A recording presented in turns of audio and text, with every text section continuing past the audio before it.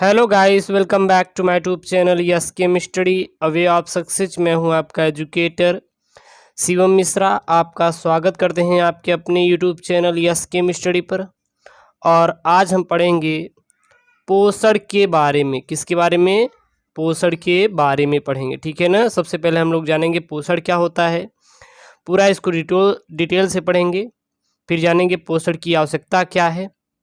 उसके बाद जानेंगे कि पोषण कितने प्रकार की होती हैं, तो इसमें हर एक चीज़ डिस्कशन करेंगे। सो वीडियो को पूरा वॉच कीजिएगा, छोड़ना नहीं है। क्लास 10th का बहुत इम्पॉर्टेंट जैव प्रक्रम, जो कि आपका बायोलॉजी का चैप्टर फर्स्ट है, बोले तो साइंस का चैप्टर नंबर 6 है, न्यूट्रिशन, पोषण। और ये देखेंगे तो हर साल आता है कि पोषण की परिभाषा लिखिए, साथ ही साथ पोषण के क्यों आवश्यक है, या फिर दे देगा कि पोषण क्या है तथा पोषण कितने प्रकार के होते हैं, या फिर दे देगा कि स्वपोषी पोषण क्या है और विषम पोषी पोषण क्या है। लिखने के लिए वहाँ पे दे देगा, तो आपको उसको अच्छे से करके आना है अपने बोर्ड एग्जाम में।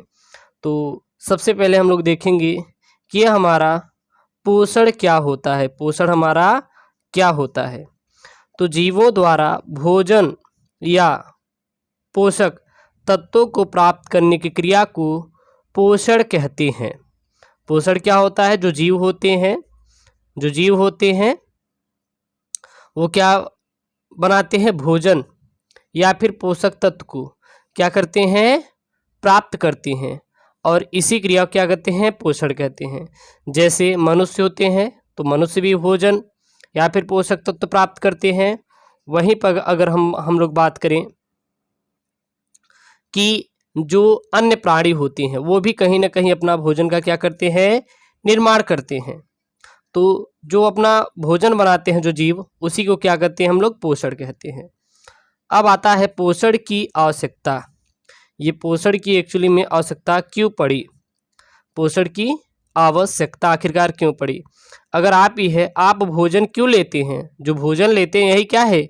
पोषण है। तो पोषण की आवश्यकता क्यों पड़ी, यानी कि ये भोजन की आवश्यकता आपको क्यों पड़ती है?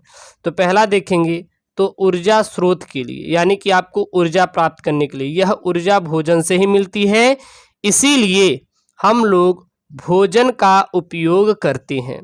तो भोजन का उपयोग क्यों करते हैं? ताकि हमें ऊर्जा मिले, और यही भोजन क्या है? पोषण है, यानी कि न्यूट्रिशन है, ठीक है ना।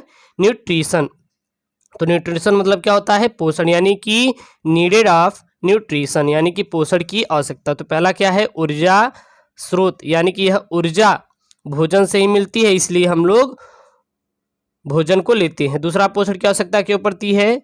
शारीरिक वृद्धि के लिए। जो शरीर होती है, बॉडी को, उसको वृद्धि के लिए हम लोग पोषण की आवश्यकता जीवों को होती है। भोजन से नया जीव द्रव्य बनता है, जिससे शारीरिक वृद्धि होती है। तो शारीरिक वृद्धि के लिए पोषण की आवश्यकता होती है। तो जो भोजन से क्या बनता है? एक नया जीव द्रव्य बनता है, जिससे शारीरिक क्या होती है? वृद्धि होती है। तीसरा, क्यों पोषण की आवश्यकता होती है? शरीर में टूट फूट की मरम्मत के लिए, यानी कि नए जीव द्रव्य से कोशिकाओं और ऊतकों में होने वाले टूट फूट की मरम्मत होती है। यानी कि देखते हैं, जब आपका कहीं एक्सीडेंट हो जाता है, आप बात करेंगे कि लड़ जाते हैं, भिड़ जाते हैं, टूट फूट जाते हैं, तो डॉक्टर कहता है ना, आप फल का सेवन करें, मांस मछली अंडों का यूज करें, ताकि आपकी जो घाव है वो जल्दी से जल्दी भर जाए। तो जो आप भोजन ले रहे हैं वो क्या? आपका पोषण है। तो पोषण की पहले आपको ऊर्जा प्राप्त करने के लिए, इसलिए पोषण की आवश्यकता होती है। दूसरी, शारीरिक वृद्धि के लिए। तीसरी, शरीर में टूट फूट की मरम्मत के लिए। और जो चौथा है, रोगों से प्रतिरक्षा के लिए पोषण की आवश्यकता होती है। तो संतुलित भोजन शरीर की प्रतिरोधक क्षमता को बढ़ाता है। जिस प्रकार इस समय कोरोना वायरस पूरे विश्व भर में तहलका मचाया हुआ है, तो कहीं ना कहीं ये हमारा रोग है, ये कहीं ना कहीं वायरस है।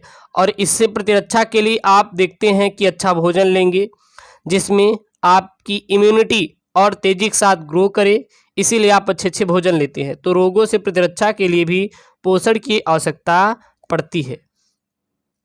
अगर हम लोग भोजन के मुख्य घटक देखें अथवा पोषक तत्व कौन कौन से होते हैं जिससे हमें ये पोषक तत्व प्रदान होते हैं, तो कार्बोहाइड्रेट, वसा, प्रोटीन, विटामिन, खनिज लवण तथा जल भोजन के मुख्य घटक होते हैं। तो भोजन से के मुख्य घटक क्या क्या होते हैं? तो भोजन के जो मुख्य घटक होते हैं यानी भोजन में क्या क्या होते हैं, ऐसे कौन कौन से पोषक तत्व पाए जाते हैं? तो कार्बोहाइड्रेट पाया जाता है, वसा पाया जाता है, प्रोटीन्स पाया जाता है, विटामिन्स पाया जाता है, खनिज लवण तथा जल इत्यादि भोजन के क्या होते हैं? मुख्य घटक कहलाते हैं। अब आता है प्यारे बच्चों पोषण के प्रकार यानी कि टाइप ऑफ न्यूट्रिशन, यानी कि पोषण कितने प्रकार के होते हैं? तो पोषण मुख्यतः आपके दो प्रकार के होते हैं। पहला स्वपोषी पोषण होता है या फिर इसको बोलते हैं स्वपोषण, और दूसरा विषम पोषी पोषण या फिर विषम पोषण बोला जाता है। मतलब एक ही है लेकिन इनके अलग अलग नाम दे दिए गए हैं। तो पोषण कितने प्रकार के? दो प्रकार के, स्वपोषी पोषण और विषम पोषी पोषण। तो ये हमारे दो प्रकार के पोषण होते हैं। सबसे पहला पोषण होता है स्वपोषी पोषण। सबसे पहला पोषण क्या होता है? स्वपोषी पोषण होता है। तो स्वपोषी जीव अकार्बनिक यौगिकों CO2 व पानी से अपना भोजन स्वयं बनाते हैं।